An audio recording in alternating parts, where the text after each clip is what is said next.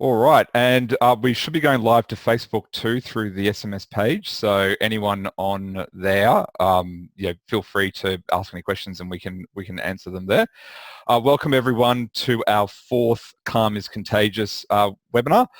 For context, today is Friday, the 17th of April, 2020, and it's 11:30 a.m. And I've been saying Brisbane time, but Sydney and Melbourne have joined us on Brisbane time, so on Eastern Standard Time. So it's 11:30 a.m. across the Eastern Seaboard of Australia. So welcome, and I hope you can spend some time today to learn from our experts. So today we've got 4 experts to talk to us about everything that we need to know about the current corona crisis. So we've got Craig Mason from SMS Law. Craig, wave to everyone, please. We've got Ash Rees from Ray White, wave Jackie Strawn from HR Tactics, and Roger Hawley from Hawley Accounting. So as I said before, thank you for coming on, and thank you for everyone making their time. If everyone can make sure that they keep themselves muted and turn the videos off. The hosts, can you guys turn your videos off now, just so that we preserve everyone's bandwidth? I think everyone's bandwidth is being tested at this time, so let's make sure that we keep our videos off, and you can ask any questions in the chat, or you can send a private message, or we'll open up for questions later on. So thank you, as I said before, for the experts for making their time, and also thank you to everyone for making their time. We're in April 2020. This is our 4th session. This has been going on for 5 or 6 weeks now. So well done for you for being involved and being part of this, because there's a lot to get through, a lot to talk about, and so that's what we're here today to do. So today is going to probably be about 60 minutes. We're going to hear from each of our speakers, and then there's going to be opportunity to ask questions. And as I said before, you can put that in the chat, or you can at the end, I'll give the opportunity. Before we get into this, as always, I just want to remind you to make sure you turn your phones off. Make sure that you really focus on the next hour, because that's what we're here to do. We're here to help you. Before we get started, I wanted to share a couple of resources that we've been putting together for people. We've created on our law firm webpage, and I'll put this into the chat, a Calm is Contagious webpage, which has all the resources on here for you. So we've got a link to the next webinar whenever we do that. We'll do the next one late next week. Copies of the videos on YouTube. These are all embedded, so you can actually play them and see them here. And then when we refer to resources, we are adding them on the bottom here as a link, so that you can see them. A few things that we've added in here. There's a Moreton Bay Tough campaign for any of our people here who are part of Moreton Bay region. They've done a Moreton Bay Tough, and there's also a Conquering COVID organisation page as well. So you can feel free to access those resources. I'll put that link. It's just our smslaw.com.au/calm is contagious. And the other one that I've written a chapter for my book about dealing with crisis. And that's under businesslegallifecycle.com/chapter 14. If you're interested in finding out any of that information, just let me know. Anyway, so enough about that. I'll put those in the chat, and we'll put those into the Facebook Live for people who are interested in those resources. So yeah, I think that's it for the introduction. We'll go through with Craig first, and then we'll go to Ash, Jackie, and Roger, and then we'll go through the questions and answers. As always, we will be stopping the recording and going live to Facebook, and we'll not be sharing any of the questions that are asked, so that we can keep everything confidential, and you guys can ask any questions that you need. So without any further ado, I'll hand over to Craig. If you want to unmute yourself and turn your video on, mate. Excellent. Thanks, Jeremy, and morning, everyone. Thank you for joining us. As Jeremy said, I'm Craig Mason from SMS Law, and we act for a lot of small and medium-sized businesses throughout Australia, mainly in Queensland. What I want to talk about today is there's a number of changes that are potentially coming through in support of landlords and tenants, and this is for both residential and commercial properties. So a lot of this is not in legislation yet. Queensland Parliament is sitting on the 22nd of April to go through this as to whether or not it'll become legislation. And most of it ties in with the federal government's announcements recently in the last week with the National Cabinet Mandatory Code of Conduct for Good Faith Leasing Principles. And Jeremy and Ash went through that on the Facebook Live show last week. So the thing that I wanted to touch on was about the landlords and the eligibility for land tax relief that's going to come through. So there's three elements to the relief. One is a rebate, and now that must be applied for, and that's for the 2019-2020 year. There's also a waiver of the 2% land tax foreign surcharge for foreign entities, which may not be relevant for anyone on today's webinar, but that is a 2% waiver, and that's automatic. You don't need to apply for that. There's also a 3-month deferral of land tax liabilities for the 2021 year, and you do not need to apply for that. That'll be put on there automatically, apparently. Now, in terms of, hold on a second, chat just came up on my screen.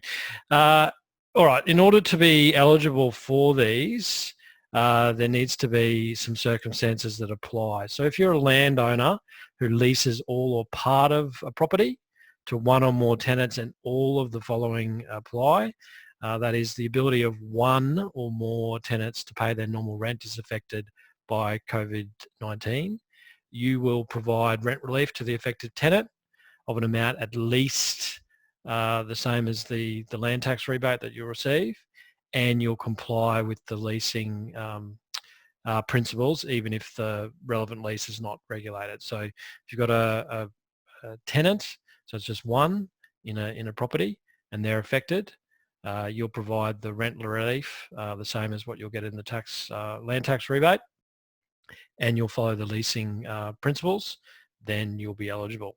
If you're a landowner and all or part of your property is available for lease and your ability to secure tenants has been affected by COVID-19 and you require relief to meet your financial obligations, then you're also eligible. So that's if you've got an empty space, you may be eligible for the land tax rebate.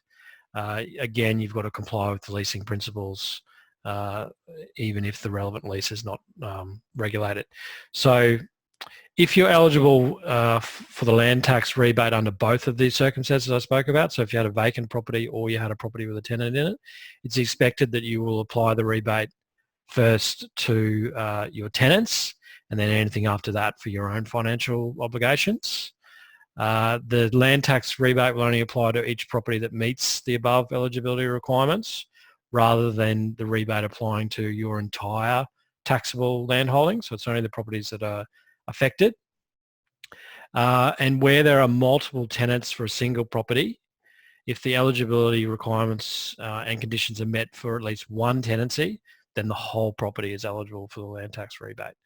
So, and the land tax rebate, again, does not need to be repaid if the eligibility requirements and conditions are met, and you need to apply for these up to the 30th of June. So this is what they're proposing in relation to landlords with land tax. So there's obviously minimum thresholds for land tax. If it's a company, I believe it's 350,000. If it's an individual, it's 600,000 in total land holdings. So if you're paying land tax, you'll know what they are, and these are the rebates that are available for you. You need to apply, seek some advice about how to do that. There's plenty of material about where you need to click. It's all done through the Office of State Revenue. So that is the main thing I wanted to touch on today, was about the land tax. As I said, this stuff is coming out potentially next week. There's also going to be things about tenants in terms of crisis payments, etc. For residential and for commercial. It's all going to be tied back apparently to the JobKeeper eligibility. So if you're eligible for that as a tenant, then that's going to be the first step in order to be provided with rent relief from your landlord. There are a lot of stakeholders talking about this at the moment, including the REIQ. They have sent letters. There is a petition that you can sign and to question some of the proposals that have been thrown around and to try to avoid them becoming legislation on the 22nd of April. So look out for that, mainly about residential tenants, the eviction and those sorts of things that could become legislation. So I wanted to touch on with landlords, but there will be lots more stuff on tenants coming through as well. So that was basically it for me today, Jeremy. Thank you, Craig. And as always, if you've got any questions for Craig, put that in the chat and we will come back to Craig after the rest of the speakers. So next up is Ash Rees for Ray White. Ash, if you don't mind, doing what you've already done. Starting to get used to this. Yes. Yeah, take it away. All right. The last 2 weeks has been an interesting one it's been reassuring for business owners, and probably more concerning for property owners. So the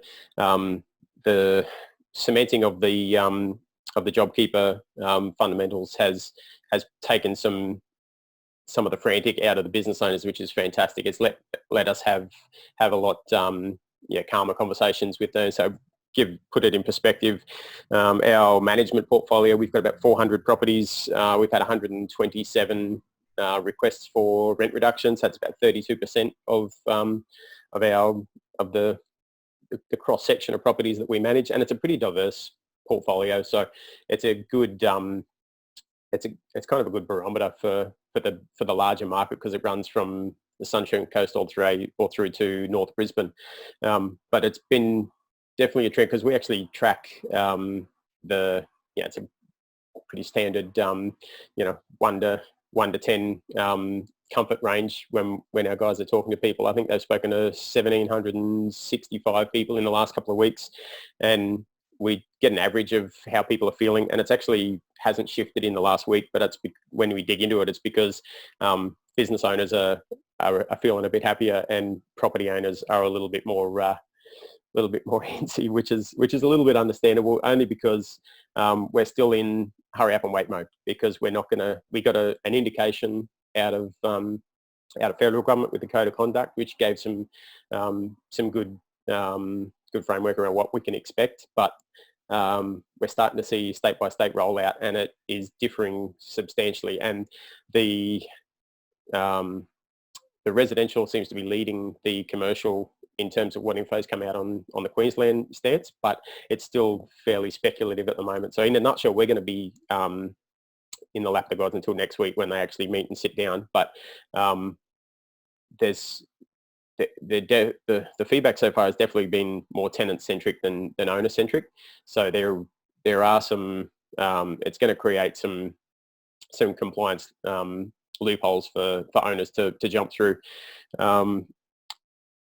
But the best thing that we're advising still at the moment, and probably coming back to just on the Queensland government website this morning, the very first line still references back to owners and tenants get together, work it out yourselves. So they're still pushing that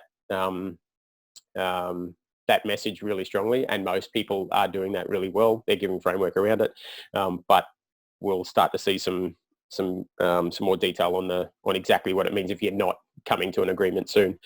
The advice we're giving for owners and tenants right now is get prepared. Get every conversation that we're having is easier and more productive when it's backed up by fact. So the hard thing is a week feels like a blink and a year all at once at the moment, because everything's happening really quickly, but we're still in hurry up and wait mode, where we can't necessarily lock down decisions and agreements with knowing that every box is ticked. So in the meantime, we're making get the financials right. It is everything with commercial and retail is going to be linked to the JobKeeper program. So if you're eligible for JobKeeper, that's going to dictate whether you're eligible for the Code of Conduct, or whether the Code of Conduct will apply. There's still scope for just good faith negotiation. They're keeping that door open. So knowing that every owner and every tenant situation is different, that's a good thing to see, that because there's no legislating every scenario in this. So the fact that there's still that scope for just good faith negotiation, as long as it's transparent and based on numbers, the feedback we're getting from owners and tenants, we're all in this together. It's all kind of new territory. So we're not, I'm reading about horror stories in the news, but that's going to be clickbaity of, demon owners hurting the battler business. But at the coalface with the conversations we're having, that's more than 100 that we're having each day. The general vibe is good, and the cooperation is there. So I think we'll come through this pretty comfortably, and that the conversation with almost all businesses now has shifted from if we get through this to when we get through this, and that's obviously a massive change from where it was a couple of weeks ago. So Craig covered off on a fair bit of the stimulus that we actually know about at the moment. So I'll probably just a quick share on what we're watching as a company to know what the back end of this is going to start to look like. And so here, this is just our weekly update of the info that we're putting together. You can see we're getting this is the comfort factor across all our tenants. But then when we get into a couple of the trends, so to get beyond the hype of it, we're just looking at the pure numbers of what's coming through. We've got 15 agents making calls, doing deals across the whole northern stretch. We're seeing a slide in most areas, so the listings are coming down there. So that's the actual properties that are on the market, because owners are withdrawing some properties. Inspections have obviously dropped down with the restrictions around what you can and can't do with inspections. We're still performing inspections, but we're probably everyone's more keen to qualify on the phone, to have the conversation, do a video walkthrough, that kind of thing, before we actually get on site to have that one-on-one interaction. The offers, we're still seeing good offers come through from business, and a lot of tenants, though, that you can see the sharp drop here, and as we came into March, when the deals, the actual handshake agreements stopped. And this is an interesting one, because we track our inquiry by industry type and by size requirement, and we've seen this range of the 200 to 300 square meter industrial has maintained, and you'll see industrial requirements are actually starting to pick up again, and it's mostly driven by online business, and also some people capitalizing on the infrastructure asset write-off, where they're getting into a new premises, front loading all of their fit out, structuring the lease that way so that they can spend money, recoup it. There's benefits for owners and tenants if it's done right, even down to things like solar install and write off on that. So that's what we're watching, and we're watching this really closely, because it's going to be the canary in the coal mine for when attitude starts to shift and activity starts to spike. So what I don't have on here is our online interaction, our engagement. So that's when we can see how many times people are clicking on properties and starting to kind of come out of the cave and engage. So what's been interesting is that online engagement has actually increased through this time. So people are more thirsty for knowledge, as you would expect, but the interaction levels have dropped right down in terms of inquiry and offers. So, but outside of the pure tenant and owner negotiation situation we're dealing with at the moment, this is probably just a broader commercial property picture to show what we're keeping track of, and happy to share this with anyone as we're moving on as well. We keep this pretty current and pretty easy to access. Cool. That's the one that you've shared previously, isn't it, Ash? Yeah, and we just update it each week. Yeah. So this is just pure, or the one before was the kind of the bigger picture survival guide of where we're of what we're going to be doing, and this is the actual true data on that was the why we're going to what we're going to watch and why, and this is the true numbers starting to come through, which is good from the team. Great, and we'll share that when we send out the video to everyone afterwards, and we'll put it on the webpage as well, so people can access that. Yeah. Cool. Anything else? No, that's about it for now. It's just the just reiterating, there is the scope there for negotiation, but we're going to be, it's all based on how well your numbers are prepared. If it's short and frantic and not supported by true numbers on the impact of your business, then it's going to be a quick no. But we're not seeing any unreasonable behaviour from either side when we take a little bit of time, dig in, quantify the impact, and present the facts. Yeah, Absolutely, absolutely. Well, we'll definitely update everyone once we know what the legislation says, which hopefully the Queensland Parliament's sitting on Wednesday the 22nd. So hopefully we'll get some more information then. Yep. Great. All right. Perfect. Thank you, Ash. All right, as always, put questions into the chat if you've got any. Also, I forgot to mention that if you are watching this live on Facebook, we have put the link to this Zoom room in there because we will be ending the Facebook Live when we get to the questions and answers. So please, if you're watching on Facebook, please feel free to do that. All right, Jackie, if you want to unmute yourself and turn your video on, if you want to update everyone, that'd be great. Hi everybody, welcome again, session number 4. The big change in the HR space has been the temporary coronavirus amendments. These were made to the Fair Work Act last week, and these were essentially brought in to support the practical operation of the JobKeeper scheme, but also designed to keep as many Australians in jobs as possible. The amendments essentially enable employers to issue JobKeeper enabling directions, is what they call them, but they don't displace all other statutory rights and protections that exist under the Fair Work Act. So you still need to be careful and get advice on how you proceed if you're unsure.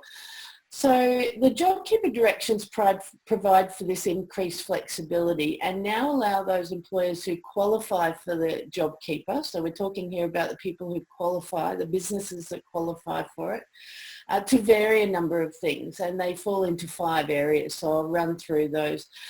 Employers can now look to vary the employees' hours of work. So before you were not, a lot of businesses were being caught not being able to stand down their employees because it didn't fit the quite strict stipulations around stand down in the Fair Work Act.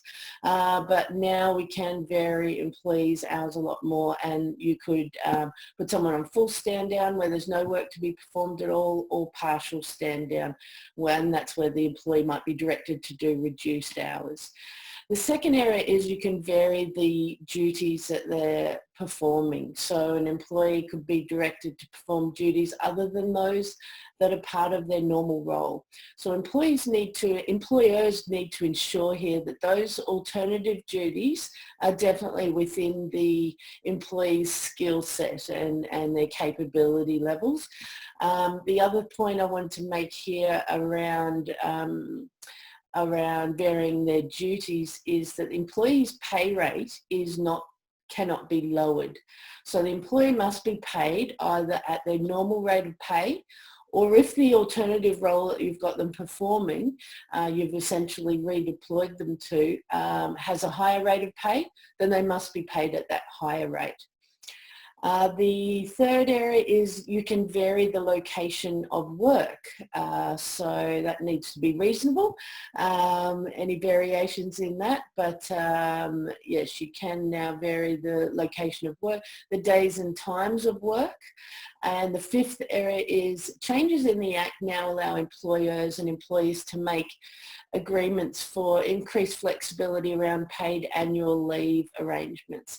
And that's in that annual leave can be taken at full pay, half pay.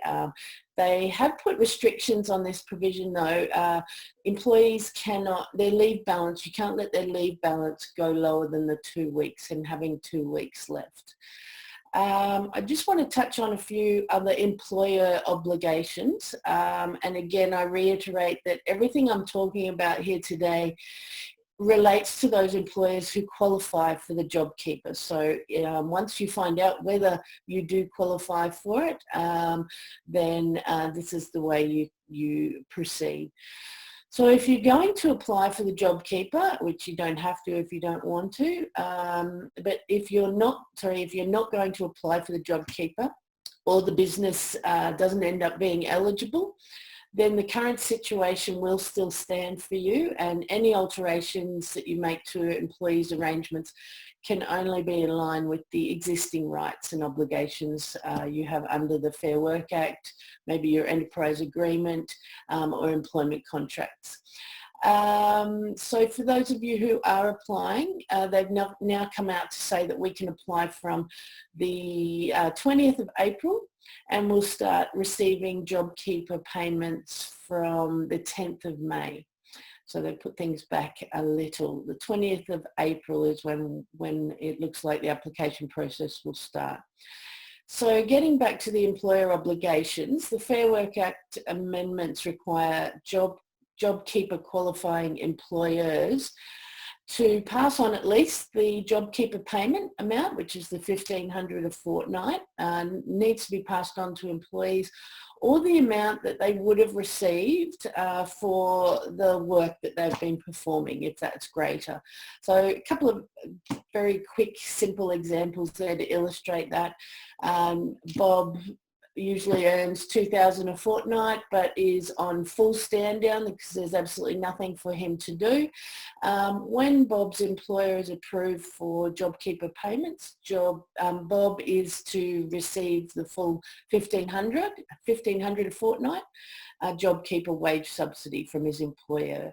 However, if Bob's actually working still and working his full 38-hour week, for example, and he usually earns the $2,000 a fortnight, Bob needs to be paid the $1,500 fortnight JobKeeper wage subsidy from his employer, but he also needs to be paid that extra $500 to top him up to his normal wage.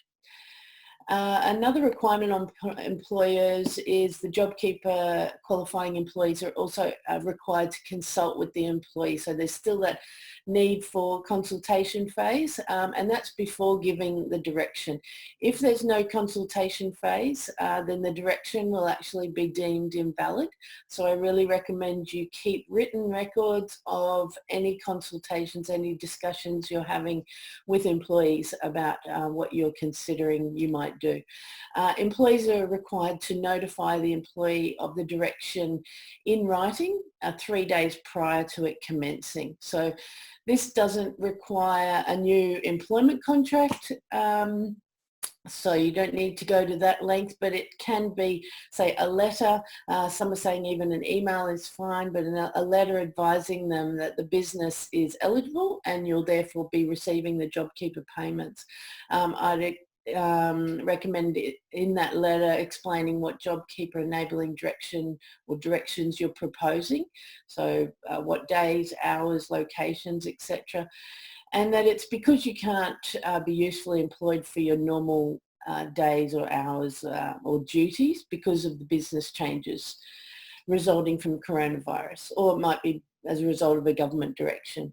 So I'd also recommend in that letter you state that the direction will come into effect in 3 days and will continue in effect until withdrawn by the employer, by yourself, or replaced maybe with a new direction. And finally, I'd make sure in that letter you invite them to reply with their approval. They're saying that there's no need for these letters to be signed off, but I would have in there something inviting them to reply with their approval or to raise any concerns immediately, and that if you haven't received any communication from them, say within the 3 days, that the direction will come into effect. A couple of other things there. The direction must be considered reasonable in the circumstances. So reasonable is a bit wishy-washy and airy-fairy, but essentially the directions in relation to duties and location of work, they've got to be supported by the employer's reasonable belief that this is actually necessary for the person's continued employment. So if an employee believes the direction you're requesting their agreement with is unreasonable, they can refuse. Some examples of what might be seen as unreasonable here is if it impacts unfavourably on their caring responsibilities that you're well aware of, or maybe there would be issues with them adhering to the direction due to a disability, or maybe you've asked them to start working at a new location that's just unreasonable for them to get to. So they can refuse. Could be a bit of a career limiting move for them to raise a concern with you if it's really quite reasonable. But if you feel their refusal is unreasonable, their refusal of your direction is unreasonable and you just can't negotiate an outcome, you can make an application to the Fair Work Commission to settle the dispute. So, and if you decide to have the employee perform duties of a different role, so essentially you're redeploying them, you must pay them, as I said earlier, the greater of either the base hourly rate that they're usually paid or the base hourly rate that applies to the new role. So the rate cannot be reduced. I just finish off with I've got 4 questions here. The main questions that I've been asked over the last few days. What about those on leave or on leave without pay? So a JobKeeping enabling direction does not apply where the employees have an employer authorization to be absent. So if you've signed off their leave or leave without pay, the JobKeeping enabling direction will not apply to them. Another question was, if I have an employee on annual leave, do I need to pay them this JobKeeper subsidy? The answer is yes, you do need to pass on the subsidy to them. Second last question I'll hit was, once my employee goes on to a JobKeeper enabled direction, such as reduced hours, how do leave accruals work? So leave accruals remain based on the employee's ordinary hours as they existed prior to any JobKeeper enabled direction to work less hours. So it's what they have been getting prior to the change. And the final question I'm getting is, when do I need to start paying my employees the $1,500 a fortnight? This is a real bone of contention out there for a lot of employers, because once you are approved by the ATO as qualifying for the JobKeeper subsidy, then they're expecting that employers commence paying their employees the $1,500 a fortnight ahead of actually receiving it from the government in May. Now, a lot of employers are saying they just can't afford to pay the $1,500 ahead of receiving it in May, and that's definitely a valid concern for many. I feel it's not a good time for employers to be getting into debt, because they're saying contact your banks and various options that maybe Roger would be the expert in. But I wouldn't probably be recommending anyone to get in any debt or any more debt than they're already in at the moment. But I'm remembering, if a business goes under, then everybody loses their job. So we need to stay focused on what the business needs right now.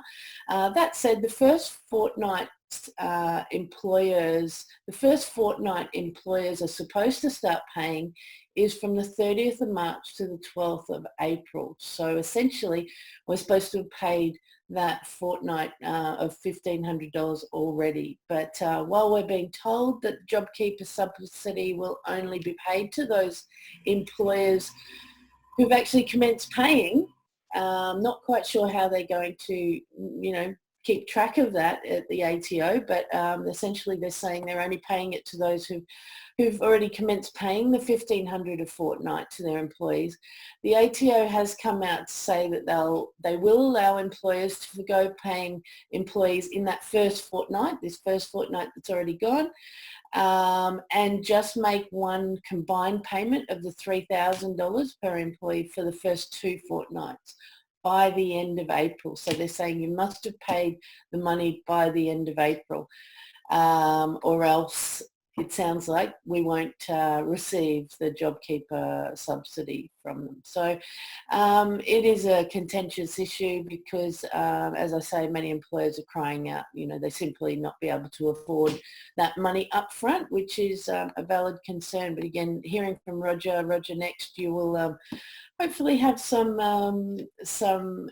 good news for employers who cannot find that money until they receive it from the government. But essentially that's all from me, Jeremy, for this last wrap up of this last week. Thank you, Jackie. Yeah, there's a lot of bone of contentions. I know Roger's been across some of this, and so Roger, I'll hand over to you. Jackie, if you could mute yourself and turn off your video, please. Okay, good morning everyone. Welcome to the 4th session. Thanks for that, Jackie. So I'm hoping that people have been starting to make their first few payments, the $1,500. Well, it actually should be net of tax, so it should be minus the 192 in tax. But as Jackie touched on, it is a very contentious issue at the moment because a lot of businesses literally have no sales, and the government is suggesting you just go to the bank. I've been contacting the bank for about 3 weeks now, and I'm not even getting phone calls, so it is much easier said than done. But having said that, I'll just run through what has been updated and has been legislated since we last spoke, which was a week or two ago now. So as Jackie touched on, the JobKeeper applications do open Monday, the 20th.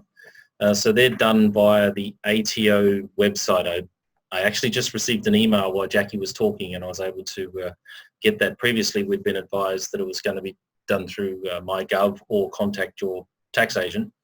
But as a tax agent, I haven't actually received any information on how to do these applications, but I've just received an email that there will be an online application form which can be processed and lodged via the ATO website, and that'll come out on Monday the 20th. So at the moment, everyone should have registered their interest, but the actual application needs to be completed on Monday. Further things which have come through is the calculation to work out whether you're eligible or not. So last session we weren't sure whether this was going to be calculated on an accruals basis or the cash basis. So the answer to that question is it now depends on how the entity or how that taxpayer normally lodges their BAS. So if you normally lodge on a cash basis, then the comparison will be your March BAS from last year, 2019, to the March BAS that you're about to lodge or may have lodged already this year. Now, just on that, I've had no problems with people bringing their work in to get their March BAS done. People are very enthusiastic about lodging this period, which is quite interesting. So also, yeah, if you're on the accruals basis, then it will also be assessed on the accruals through the accruals system. The interesting point there, though, is I don't think a lot of people will be eligible just purely comparing March 2019 to March 20, because the measures come in the mid-March or mid-March.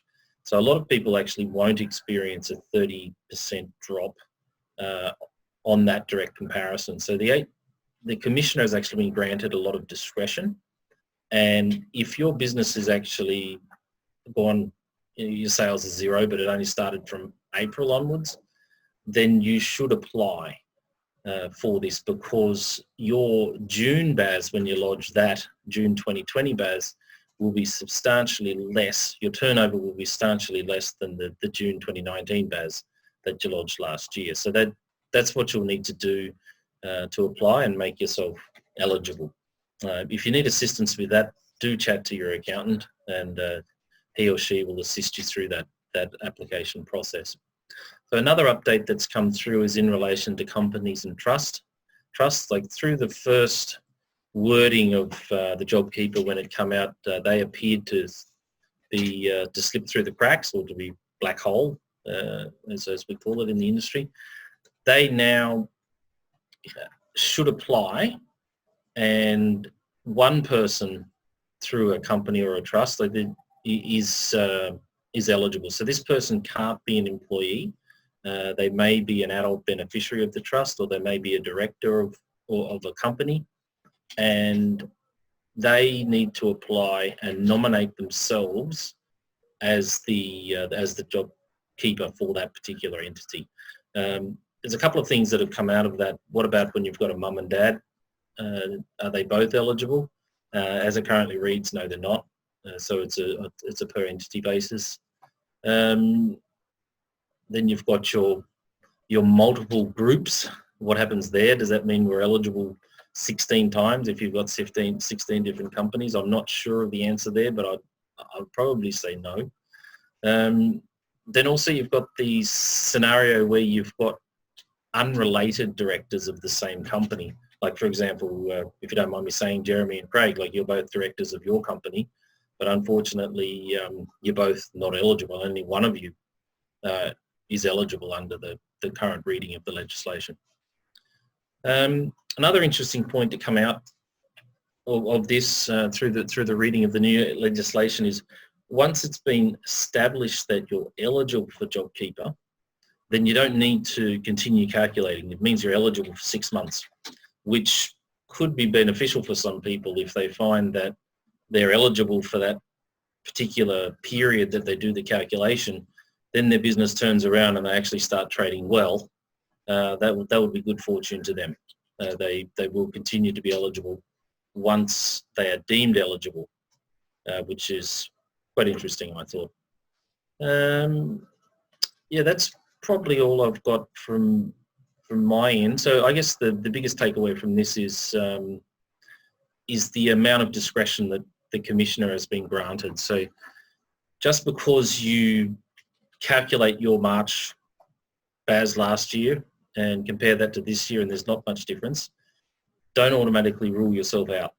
The Commissioner does have the power of discretion there. And also, if you, at the end of the day, you might find that you've crunched the numbers and you feel that you're eligible at the time, but when things are all said and done, your turnover only actually fell 27%, for argument's sake. The Commissioner has been given the power there to allow those people to still be eligible because it's such a small margin of error. That's about all I've got, Jeremy, so Thank you, Roger. Back. I think on that point, I think we've just got to remember this has all been done very rushed, and legislation like this would normally take years to be negotiated. It would, yeah. And so they're trying their best, and I think that discretion is a good thing because it gives the Commissioner a wide variety of ability to help people, and hopefully too they'll change that rule about dual directors. Because of unrelated parties, but we'll see how that goes. I just wanted to address Jackie's question about the borrowing money. So yeah, it is something that's important to think about. One thing that I found out in the last 48 hours or so is that the banks and the 250,000 that the banks are offering and they're calling unsecured isn't quite unsecured. They're still requiring personal guarantees from the directors. So when you're doing those loans, I'm not sure whether they're going to be requiring independent legal advice. Often they do that. But anyone on here, make sure that you're talking to your consultants, accountants, lawyers about what the actual effect of these loans will be, because it all sounds good to say unsecured, but that just means that they're not taking mortgages over property.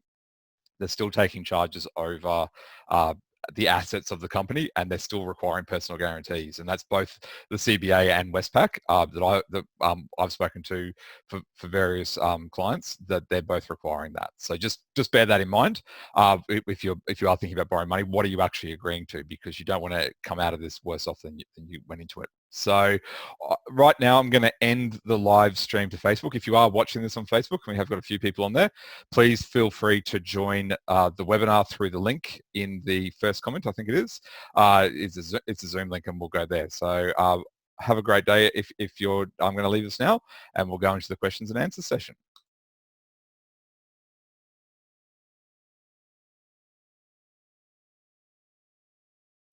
All right, well, thank you, everyone. I'll just go around with the presenters to give any final thoughts. Roger, do you want to? You've got the video on, so do you want to go first? No, I'm pretty well done. Yeah, good luck, everyone, with this. I think all the talk's done now. We're about to, next week we're going to the practical, and then seeing, hopefully money will start actually hitting people's bank accounts soon. Absolutely. Jackie? All I'd say is document everything, any conversations you're having, make sure it's all in writing somewhere on their employee files. You never know when it's going to come in handy. Absolutely. Absolutely. Ash?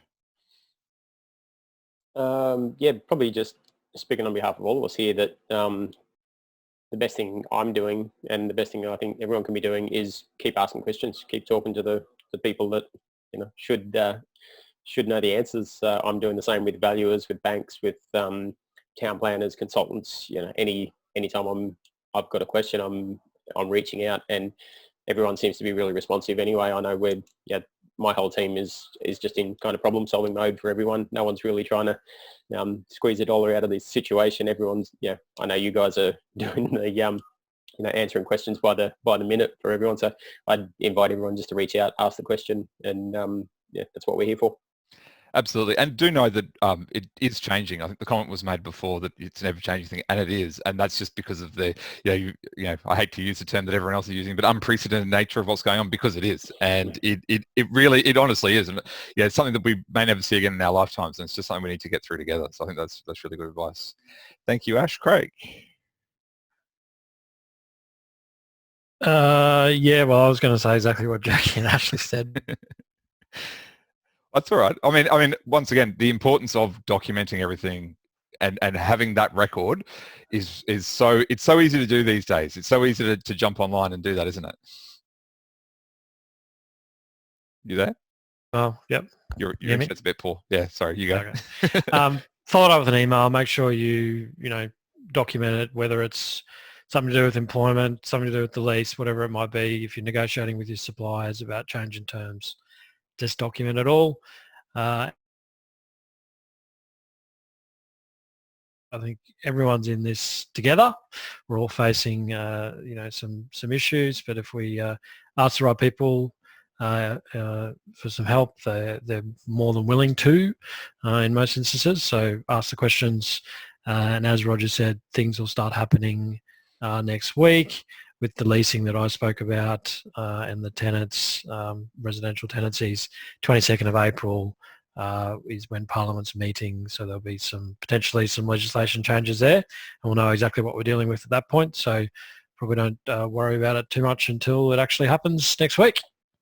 Great. Thank you, Craig. So yeah, I know this has been useful for everyone here. I know that things are changing, so just keep in touch. If you've got any questions, we'll send around a copy of the video minus the questions and put that up on the website so that you can check anything out that you've got. We will be doing additional talks.